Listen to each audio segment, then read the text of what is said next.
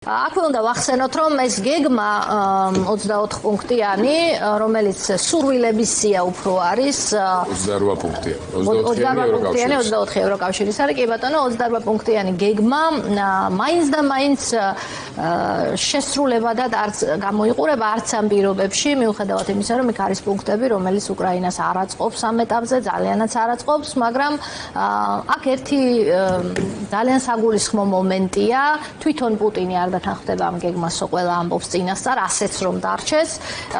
მარტო იმიტომ თუნდაც რომ ესე იგი ფრონტის ხაზი იყინება ზაპოროჟიესა და ხერსონში, ხერსონი რუსეთის კონსტიტუციაში შესულია უკვე, შეიძლება ითქვას ერთ-ერთ რეგიონად და ამაზე უარის თქმა უწევს პუტინს, ესე იგი აღმოჩნდა რომ ომი არც თუ ისე საფუძვლიანად დაუსრულებია და არც თუ ისე სასარგებლოდ მისთვის, ასე რომ პირველი შეფასება თქვენი მინდა მოვისმინო ახლა ჟენევაში რაც წდება, მიგაჩნიათ თუ არა რომელიმე გეგმა, რაზეც არ უნდა შეჯერდნენ ახლა და ასრულებს ამ ომს.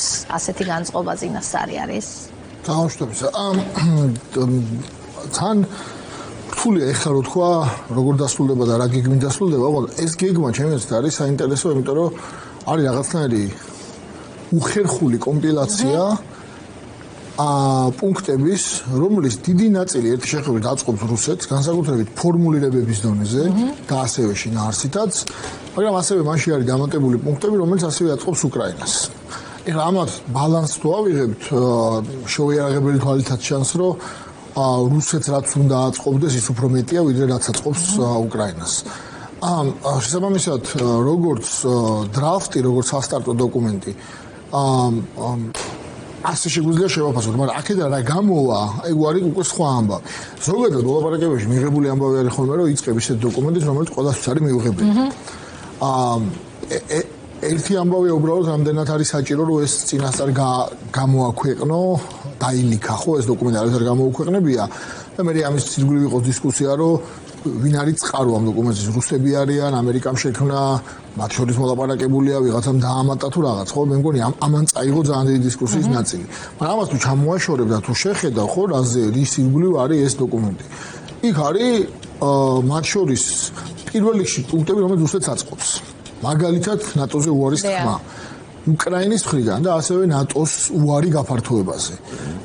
მაგალითად ჯარის შეზღუდვა, თუმცა ჯარის შეზღუდვა რაოდენობითაც არის შეზღუდული, ეს ის არ არის, რაც რუსეთს აწყობს, ხო? ამიტომ ეგეთი ეჭვი მაქვს, რომ შეიძლება დღეს ითვლება, რომ არის 800,000 და აქ 600 წერია და თავის დროზე გვახსოვს, რომ 100 სიტყვა ნაკლებს კიდევ ის მოლაპარაკებების დროს 100 სიტყვა.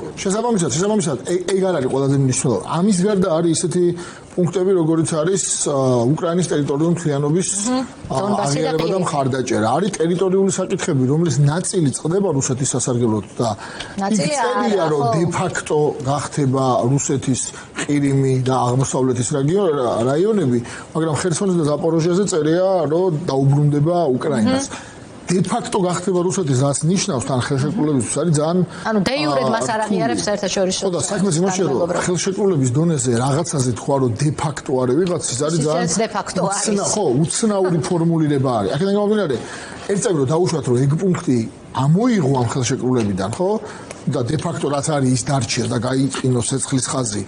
მაშინ უფრო მისაღები გახდება უკრაინისთვის, ესეა კითხვა, იმიტომ რომ შეიძლება მაშინ გახდეს უფრო მისაღები, თუ ცეცხლის ხაზი იყინება და მაგრამ არსებითად გადაცემს. ხო და მოკლედ ამბავი არის, აქ არის ეს ძალიან პროუკრაინული, პრორუსული პუნქტები. გარდა ამისა არის კიდე ისეთი პუნქტები, რომელიც ოპერაციონალიზაციის შემთხვევაში როგორ იმუშავებს, არის გაუგებარი. აი მაგალითად იქ წერია ეგეთი პუნქტი, რომელიც საუბრობს, რომ რაღაცა მშვიდობის საბჭო იქნება ტრამპის მონაწილეობით, ხო? იმდენად პერსონალიზებული არის ამ საკმაოდ დიდი კონფლიქტის, მათ შორის მომავალი წლების გათვალისწინებით თემა, რომ ტრამპი რო არ იქნება, მე რა ხდება, არის გაურკვეველი. გაზასთან დაკავშირებითაც რაღაც მსგავსი იყო. ეგრეა, რომ გაზასთან დაკავშირებით კიდე შეიძლება გასაგები იყოს, რომ იქ რაღაც, ასე ვთქვათ, უფრო მიკრო კონფლიქტია, უფრო მალე არის საუბარი რაღაც პრობლემების გადაჭრაზე და რუსეთ-უკრაინის კონფლიქტი არც ერთ და არც ორ წელიწადში ისე არ დასტაბილურდება, რომ აი ეს საკითხი იყოს გაურკვეველი. ინფორმაცია, რომ უსაფრთხოების გარანტიები 10 წელზე ვრცელდება მხოლოდ. რაც შეეხება უსაფრთხოების გარანტიებს, ეგ არის ერთ-ერთი საკითხი, რომელიც ორივენაირად შეიძლება წაიკითხო. მე მგონია, რომ როგორც წერია უსაფრთხოების გარანტიები, ეგ უკრაინას აწყობს, ანუ ის რომ თუ იქნება მისი ტერიტორიული მხიარობის მომდევნო ხელყოფა, ამერიკის შეერთებული შტატები მოახდენს ამაზე რეაგირებას და იქნება ერთიანად იქნება აიღებს მაგრამ აქვე და კიდევ ერთი დავაზუსტოთ, რომ ეგ იმ მუხლზეა ლაპარაკი, სადაც წერია რუსეთის ვალდებულებაზე, არა მარტო უკრაინას, მეზობელ სახელმწიფოებს თავდაპირველად. მაგაზე ცალკე ვილაპარაკოთ, ეს ძალიან მნიშვნელოვანი არის. მაგრამ ამ მუხლს ერთი პრობლემა, ამას აქვს პრობლემა ის, რომ როდესაც წერია ეგ ვალდებულება ასევე ანუ ამ ვალდებულების მექანიზმი როგორ სრულდება არ წერია, ანუ რას გულისხმობ?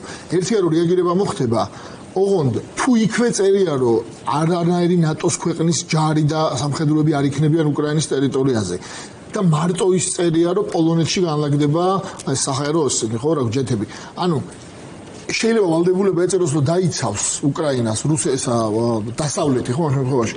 ოღონდ ეს თუ რაღაცა ვადის მერე მოხდა და არ იქნა ამის ინფრასტრუქტურა, მაშინ შეიძლება პირდაპირ ღია კარი იყოს პუტინისთვის, რომ მალევე დაიწყოს. ანუ რაც წერია, თითქოს კარგად წერია, ხო, ამის ოპერაციაზე ძალიან კომენტარი გავრცელდა რამდენიმე წუთის წინ, სადაც აღწერა, რაზე იყო ფოკუსირებული ტრამპთან სატელეფონო საუბარში და ეხლა რასაც სერგეი თქვენ რაზეც საუბრობთ, ეგ აქცენტია დასმული ახსენებს ბუდაპეშტის ხელშეკრულებას და ეუბნება ზუსტად იმას, რომ თუ ნატოს მეხუთე პუნქტის მსგავსი რაღაც კონკრეტული არ გვექნებაო შეტავაზებულიო, ეს ყველაფერს აზრს დააკარგავსო და ხა მერცი ძალიან ძიმეწონოსანი ფიგურები მონაწილეობენ უკვე ამ პროცესში, რაც იმედის მომცემ. ერთ დავაუბრალოდ ვახრო და ასევე ჩემი აზრით გემო რატოს დატოვა ამ დოკუმენტმა ცოტა ისეთი ცუდი და უსამართლობის გემო არის ისიც თუ როგორი ენით წერია, თუ როგორ წერია ისეთი საკითხები, რომელიც მაგალითად არ არის რუსულ-ამერიკული შეთანხმების ნაწილი. თუ ეს რუსულ-ამერიკული შეთანხმება როგორც ასე იქნება წარმოჩენილი და მით უმეტეს არ არის რუსულ-უკრაინული საკითხი.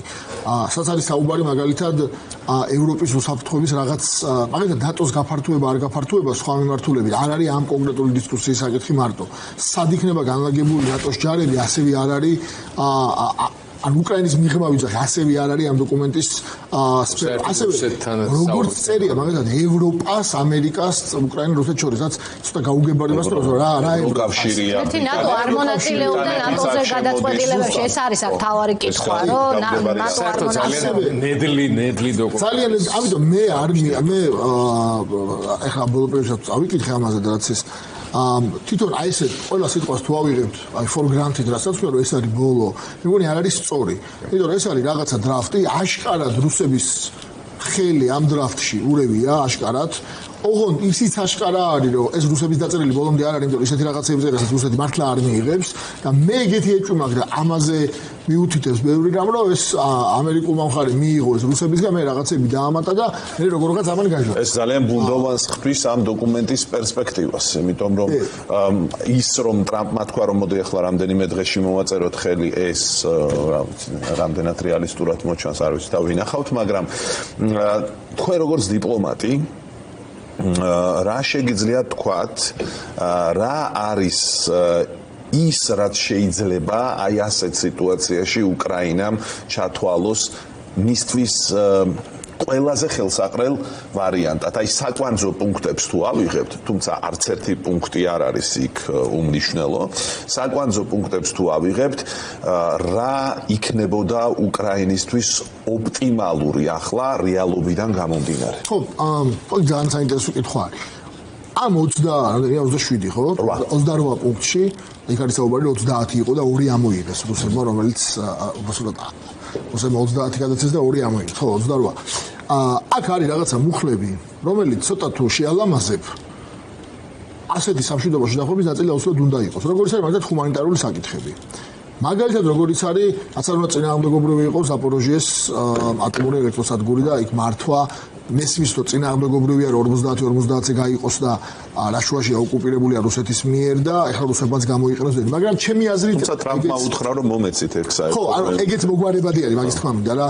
ისეთი თემები როგორც არის მაგალითად შავ ზღვაში ხორბლის და სხვა რაღაცის ტრანზიტი, როგორც არის დნესტრის გამოყენება, დნეპრის მოდიში გამოყენება სანაოსნოდ, როგორც არის უკან დაბრუნება ყველა, ანუ ესეთი საკითხები ბევრია, როგორც არის მაგალითად რეაბილიტაცია, რეკონსტრუქცია.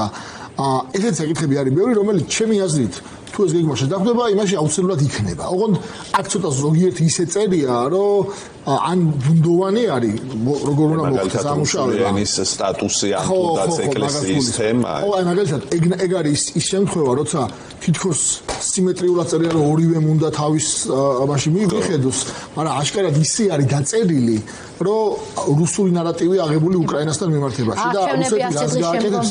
ხო, მე მგონი არჩევნები არ არის ჩემი აზრით პრობლემა, შეიძლება 100 დღე იყოს პრობლემა, იმიტომ რომ მალე გაკეთება ამ პირობებში და რთული გასაკეთებელია, მაგრამ მე არ მგონია, რომ როგორც ასეთი პრობლემა იყოს რაღაცა მოკლევადაში მშვიდობის მერე არჩევნები ჩადება. მაგრამ ვახო შეგიძლია დაუბრუნდე. რა შეიძლება მიიღოს უკრაინა? მე მგონია, რომ უკრაინა წავა იმ შემთხვევაში თუ არ დაფიქსირდება დე-იურე ტერიტორიის დათმობა. დე-იურე. არც ყირიმი, არც დონბასი. ხო, დე-იურე, ხო, ყირიმიც არა, იმიტომ რომ ყირიმზე მაგალითად სტამბოლის მოლაპარაკებების დროს ერთ-ერთი ვერსია რაც განიხილებოდა იყო, რომ საკითხს დაუბრუნდებოდნენ განსახილველად რაღაცა პერიოდის მერე. ეგ მაშინ ჩანდა, რომ შეიძლება მაგას ემუშავა. ეხლა არ ვიცი, მაგრამ ყოველ შემთხვევაში რაღაცა ტიპის შეთანხმებული ფორმულირება თუ არა პათოსი არსებობს, ხო? მაგრამ დე-იურე ტერიტორიის დათმობას ზელენსკი და მარტო ზელენსკი არა, უფრო ფართო იმპლიკაცია აქვს ამაზე, იმიტომ რომ ეგ ნიშნავს, რომ შენ მე ვიღაცას შეუტევ, ტერიტორიას მიიერთებ, მე რაღაც მოლაპარაკება იქნება, დე-იურე ამას მიიღებ. ეგ იმდენად არ ღვევს ამ სისტემას, არ ამგონია, რომ თუნდაც ამერიკამ ეგეთი ტიპის ხელშეკრულებაზე ამიტომ წერია აქ დე-ფაქტორად ცოტა გაუგებარია სამართლებრივი თვალსაზრისით. ხო, ამიტომ შესაბამისად და ხო და ეგ არის საქმე, რომ დე-ფაქტო ისედაც თუ არ ეწერება დე-ფაქტოს ნიშნავს რა. მოკლედ დე-იურე დათმობას შემეს უკრაინა ვერ დაეთანხმება. მეორე რასაც ვერ დაეთანხმება უკრაინა არის ბუდაპეშტის მემორანდუმის მსგავს ქაღალდზე მყოფ რაღაც გარანტიას. მათგან ერთხელ მოაწერა ხელი. ხო, ეგ ჩავლილია და უბრალოდ ქაღალდზე რომ დაგიცავდა რეალობა ისეთი, როცა უბრალოდ რუსეთს დრო ექნება, რომ თავიდან შეიარაღოს და კიდევ უარესი რაღაც გააკეთოს, თან არ დაგვაგვიწევს, რომ უფრო ახლოს იქნება დე-ფაქტო მისული, ხო? ანუ რაღაცა ტერიტორია ხო უკვე ოკუპირებული აქვს. ეგ ნიშნავს უბრალოდ ღია კარის დაღებას, რომ მობრძანდით და კიდე დაგვიყარით უფრო მეტად. ჩემს ეს მეორე არის ასევე ძალიან მნიშვნელოვანი. არის მესამე. ზოგადად, აი ხო, თქვით მესამე და ეს არის მეორე. მესამე საკითხი არის ამას უკავშირდება, მაგრამ სუვერენიტეტის შეზღუდვის საკითხი. იმიტომ რომ ამ დოკუმენტის კიდევ ერთხელ გავიმეორებ ამ ნაწილს რა. თავარი პრობლემა რომ ჩანს ისე, რომ რომელიღაცა ქვეყანა არის მეორე ხარისხოვანი. რომელსაც აღარ აქვს უფლება არჩევს თავის საგარეო პოლიტიკური ალიანსი. აღარ აქვს უფლება რაღაც ანუ ვიღაცამ უკარნახა როდის ჩატარდება არჩევანი. იმ რაოდენობამდე ყავდეს ჯარი, როგორც მას მიაჩნია. ან შეუზღუდო ჯარი, ხო, ანუ სუვერენიტეტის ესეთი ღია შემლახველი ფორმულირებები, რომელიც თუ ქვეყანა ომს არ აგებს და კაპიტულაცია არ ხდება, იშვიათი არის ხოლმე საერთაშორისო ხელშეკრულებებში, ხო? ამიტომ ეგ მაგას ასევე კიდევ ერთხელ გარდა საერთო სამართლებრივი იმპლიკაციის, ასევე პოლიტიკური იმპლიკაცია აქვს. ანუ ხო, აი თავარი საკითხი, რაც უკავშირდება მესამე ნაწილსაც, რომელიც ახსენეთ, სუვერენიტეტის ნაწილს, ან ვთქვათ, კონსტიტუციაში ასახვას უბლოკო სტატუსის, ყველაფერზე პასუხი მაინც არის უსაფრთხოების გარანტიებში, რამდენად მყარი იქნება ის.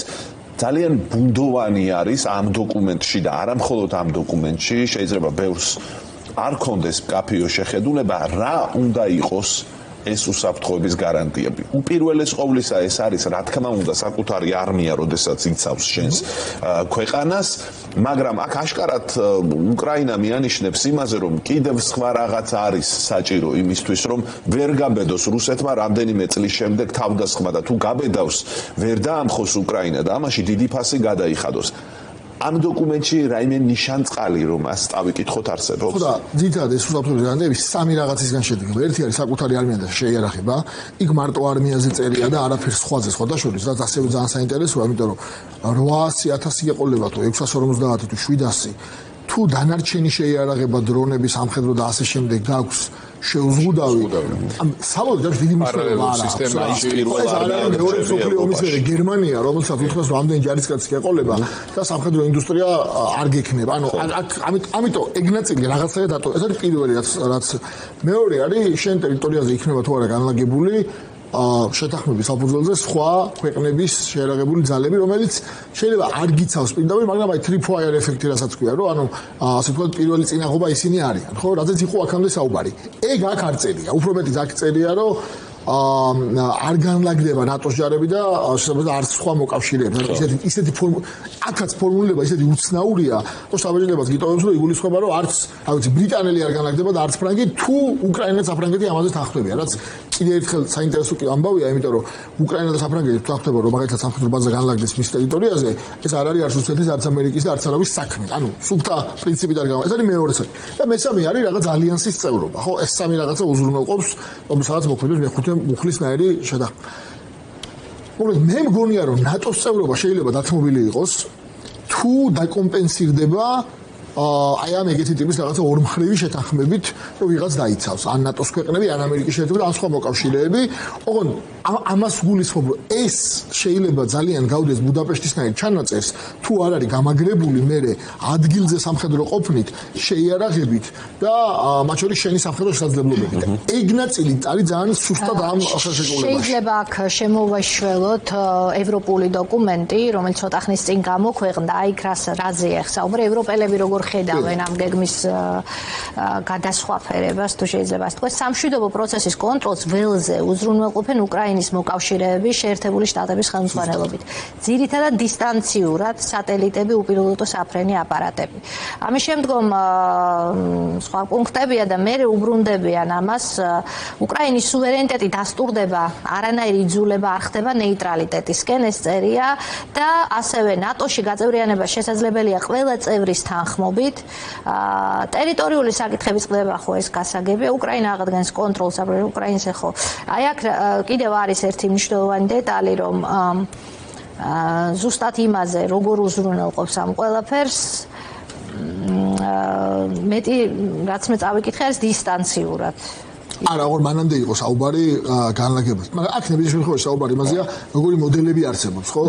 ახლა რა დოკუმენტიც დევს, იქ ეს მოდელი განხილული არ არის. მე მგონია, რომ ძალიან რთული იქნება უკრაინელების შეთანხმება ისეთ დოკუმენტზე, რომელიც ღია და ნათლად არ უზრუნველყოფს მის უსაფრთხოების გარანტიას. კი ბატონო, და აი მე-11 პუნქტში წერია, მან ბოდიში ეს გამოჩა. სერგი უკრაინა იღებს იურიდიულად გარანტირებულ უსაფრთხოებას, მათ შორის ამერიკულ გარანტიებს ნატოს მეხუთე მუხლის გავლისად. ხო, ეს არის ევროპელების დოკუმენტი. მაგისი შეცვლილი ფორმულირება არის ამ ამერიკულ დოკუმენტში, ხო, ეგრეთ წოდებულ ამერიკულ დოკუმენტში. შეცვლილი, იმიტომ რომ ძალიან გალაითებულია ეგ ნაწილი.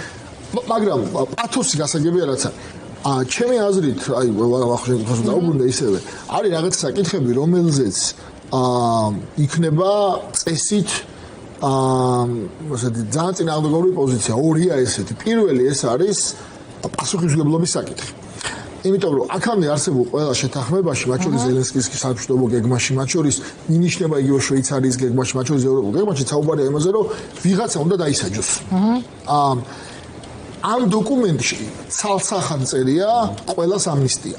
რაც ნიშნავს იმას, რომ ცოტა უსამართლოდ ამთავრებს კონფლიქტს თუ ასე მოხდა. ეს ნიშნავს, რომ არავინ არ დაიშება. გასაგებია, რომ პუტინის დასჯაზე არ არის აქ მარტო საუბარი, ხო? ანუ გამოვა, რომ ყველა ის ადამიანები, სამხედრო დამნაშაულებები ჩაიდირა, ასე ძალიან ბევრია რუსეთის მხრიდან, უბრალოდ გაიქცევა პასუხისმგებლობას.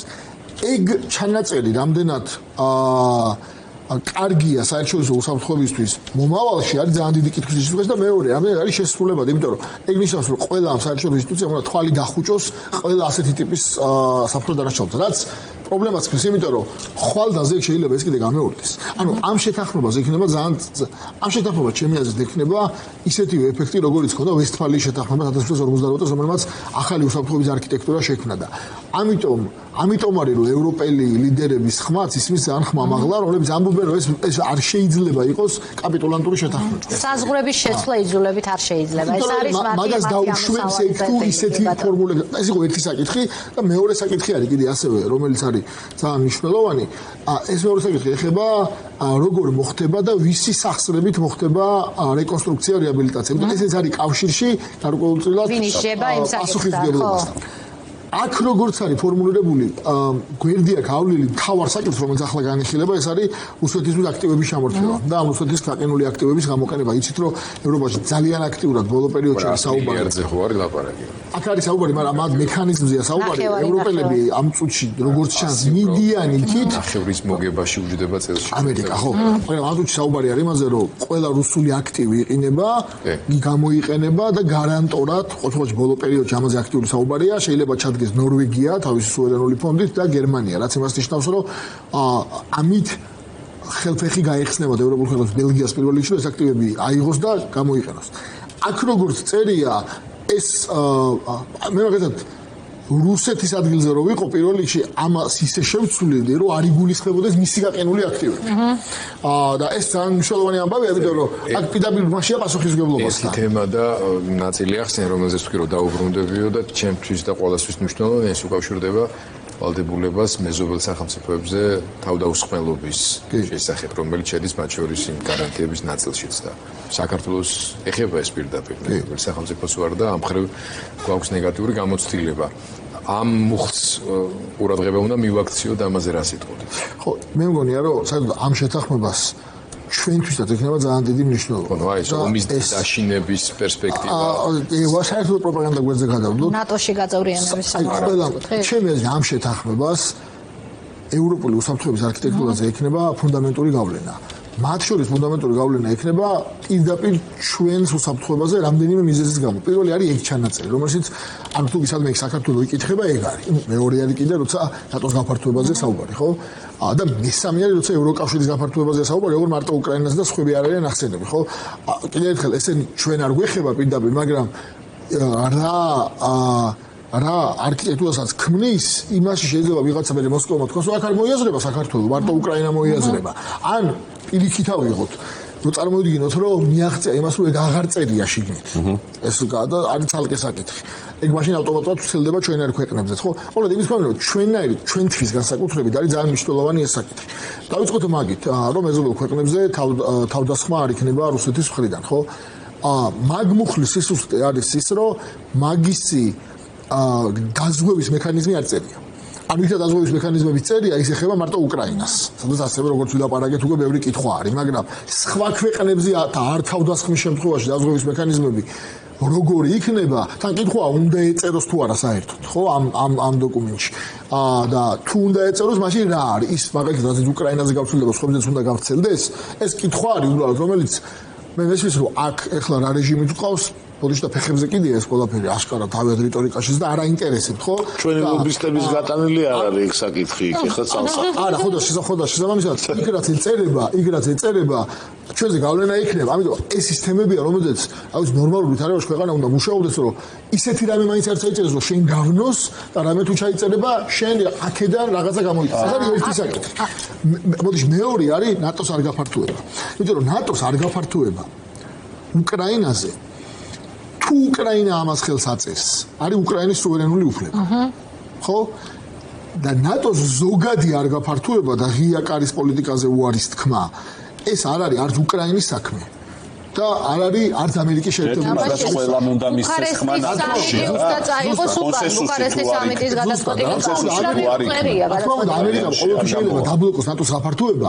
ამაზე ორი აზრი არის. მაგრამ ნატო არ გაფართოვდეს, ეს შეუძლია დაბლოკოს ნებისმიერ. ხო, ვალდებულება აიღო ერთმა პრეზიდენტმა ერთი შენი ბოლო საპრეზიდენტო ვადის დროს, როცა ეგეც ყველაფერი იცლება და იურიდიული ხელშეკრულება იყოს ეს. ეს არის ძალიან უცნაური რა.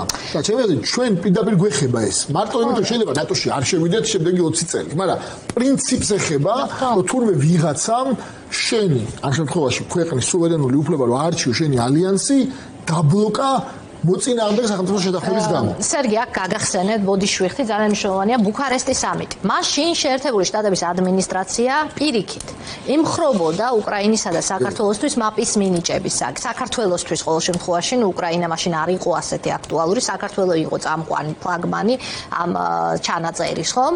მაშინ ემხრობოდა მაპის საკითხს, მე ვიციში ვესწრებოდი ბუქარესტის სამიტს, ეს რა თქმა უნდა დახურული მოლაპარაკებები იყო, მაგრამ იქიდან გამოდიოდა ინფორმაცია. აღმოსავლეთ ევროპის ქვეყნებთან ერთად შეერთებული შტატების ადმინისტრაცია ემხრობოდა ამას. ანუ რომ წარმოვიდგინოთ ხა იგივე ვითარება პირიქით.